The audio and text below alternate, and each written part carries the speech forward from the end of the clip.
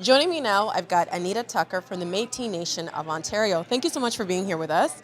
Thank you. I wanted to talk to you about climate change and its impact on the Great Lakes and what you're concerned with. Yeah, absolutely. So the Métis people have always had a very strong connection to the water and especially to the Great Lakes.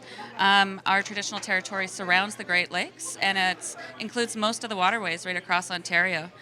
So we've used it for as a main transportation route. We've always used it for subsistence fishing and harvesting for food. And we continue to use it for economically as well as historically. So they're very important to us. They really sustain the Métis way of life. And so the Métis way of life is kind of all aspects that make us Métis. So our relationship with the environment and the land for food, cultural, spiritual fulfillment, and as well for our medicines and for ceremony. And how has climate change impacted this way of life? Yeah, so climate change is really starting to degrade the lakes a lot.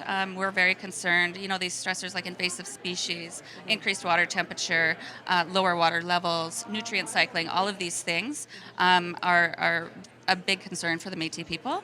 We know ecologically that these stressors, are really synergistic, but also as being Métis, we know all these things are connected, right? So we think of it, as a big, huge spider web of connections, and we have to be just very careful and not take our Great Lakes for granted, right?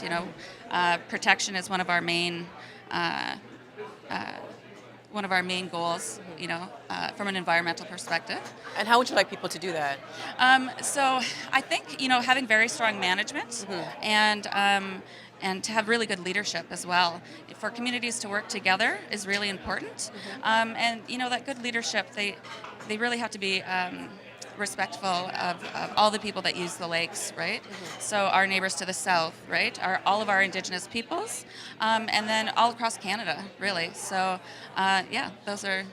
And what are you concerned the most about with climate change? I think, again, talking about synergistically or ecologically how all these work together, we don't really necessarily know, what might happen or how quickly it's going to happen, but we know these things are definitely happening, and we need to be aware of them. So I think it's just the combination of everything that we need really good science, we need good ecological science, and we need that science to involve or to include, Métis traditional knowledge. Our people live on the lakes, they're there, they experience everything that's happening. And do you find that people in the South are not as connected to that? Until a few days, I wasn't really sure where my drinking water comes from, which I'm Right. embarrassed to say, but it's a fact. Well, the Métis are very mobile people, so I can say that living in Southern Ontario, I came from the north, and I'm used to being on the land, So I think a lot of our people are aware of the changes because we actually travel a lot across our province, and we have family members that live in other places that really depend on the water. So I like to think that we do have a stronger orientation towards water and where it's. And what do you coming think from. an average individual can do to become more connected to the lake? Oh, I think conserving water is definitely big.